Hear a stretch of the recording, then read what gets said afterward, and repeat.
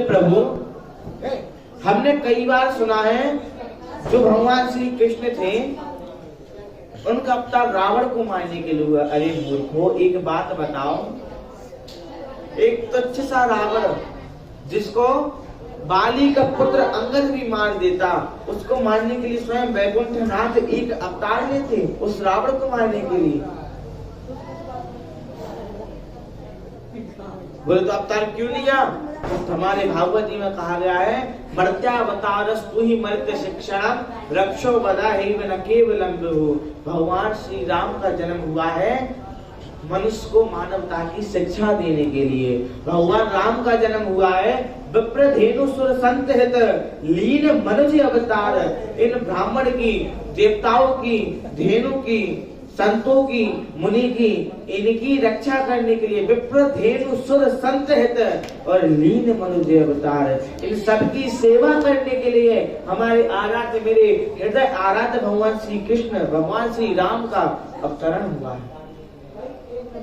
वरना रावण कोई इतनी बड़ी हस्ती नहीं था।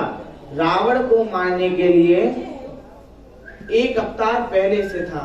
हमारे गुरु जी बताते हैं उस अवतार का नाम है परशुराम अवतार। बहुत बड़ा। बोले जिस रावण को एक व्यक्ति सहस्त्रार्जुन ने अपने जेल में रखा, एक भुजा से पकड़ लिया, कैद करके रख दिया, उस सहस्त्रार्जुन को रावण जैसे 20 आ जाते, हजारों आ जाते, तब भी सहस्त्रार्जुन को नहीं हरा पाते। उस सहस्त्रार्जुन को स्वयं परशुराम जी ने हराया है। उसकी भुजाएं ऐसे काट दी जैसे कि गाजर मूली की गठरी को काटता है, ऐसे भुजा काट दी सहस्त्रार्जुन की। बोले एक समय की बात है, सहस्त्रार्जुन एक तालाब में बैठा, 1000 भुजा यहाँ फंसाने, 500 यहाँ, 500 यहाँ, बीच का प्रभाव उसने रोक दिया। अपनी पत्नियों के साथ था। अब क्या हुआ? यहाँ पर रावण देखा, रावण वही बैठा संध्या कर रहा था। उसने देखा अरे अभी तो पानी थोड़े दूर था और मैंने संध्या के 2 मंत्र क्या पढ़ लिए, पानी मेरे निकट आने लगा। वाह, मेरे जैसा विद्वान तो जिंदगी में कोई हुआ ही नहीं, थोड़े पीछे हो गए। फिर रावण ने संध्या चालू कर दी और देखा कि पानी तो मेरी तरफ आते जा रहा है। मुझे लगता है आज गंगा मैया, आज गायत्री मैया मुझे बहुत प्रसन्न हो गई, अरे पानी मेरी तरफ आ रहा है। और जब रावण ने खड़े होकर देखा कि सहस्त्रार्जुन की 500 भुजा यहाँ फंस रही है, 500 भुजा यहाँ फंस रही है, बीच में है आनंद से मौज लेके स्नान कर रहा है। रावण ने लगा, रे कौन है तू? कैसे तूने इस पानी के प्रभाव को रोका? क्या औकात है तेरी? भक्तों, अगर किसी व्यक्ति की बेइज्जती उनकी श्रीमती जी के आगे हो जाए तो व्यक्ति का क्या हाल होता है। अगर तुम किसी लड़का की बेइज्जती उसकी गर्लफ्रेंड के आगे कर दो, लड़का तो आग बबूला हो जाता है, पकड़ के दे मार। और श्रीमती जी के आगे उनकी बेइज्जती हो गई, एक गुस्से में आ गया बिल्कुल सहस्त्रार्जुन।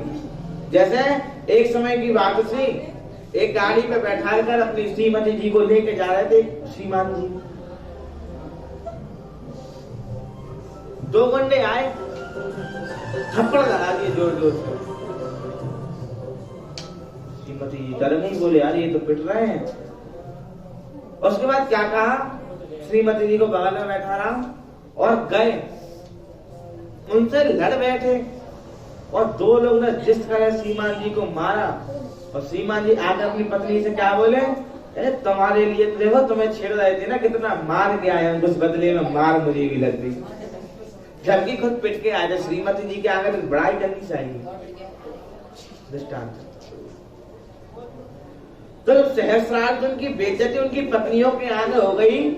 उन्होंने रावण को धमकाया नहीं कि तू कौन है, तेरा क्या हक है, तू क्यों आया है। उन्होंने अपनी एक भुजा उठाई, रावण को कैसे ऐसे पकड़ लिया, रावण वही दबा रह गया, की करते रहा, पकड़ तक नहीं पाया, रावण छुड़ा तक नहीं पाया अपने आप को। उस सहस्त्रार्जुन की भुजा स्वयं परशुराम जी ने ऐसे कतर दी जैसे कोई गाजर और मूली की गट्ठी को कतरता है। बोले ऐसा क्या हुआ भक्तजनों?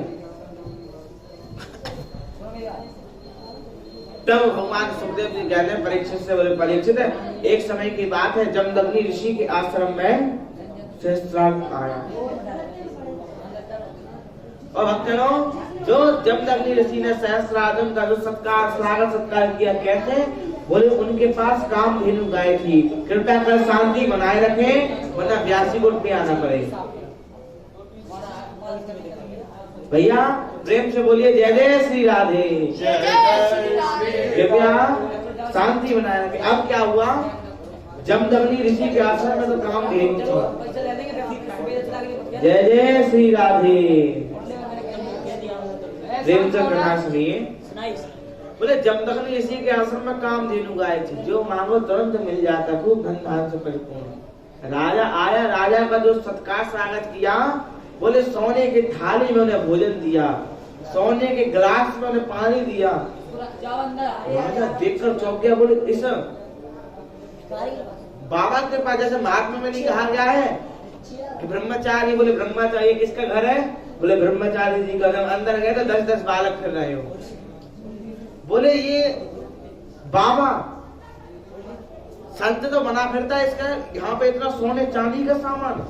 और खाने में देखा पंचमेवा, मटर, शाही पनीर, तंदूरी रोटी। अरे राजा गदगद हो गया खाकर। आम, मैंगो शेक।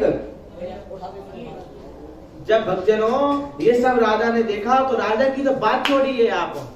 और जब पीछे उस सैनिकों को देखा गया तो चांदी की कटोरी में नाश्ता दिया जा रहा था, चांदी की प्लेट में बिस्कुट, चांदी के कप में उन्हें चाय, चांदी के गिलास में मैंगो शेक। भक्तजनों जब सहस्त्रार्जुन ने ये देखा तो उसके मन में शंका रह गई। पूछ लिया आखिरकार जमदग्नि जी से, बोले प्रभु ऐसे आप यहाँ क्या है?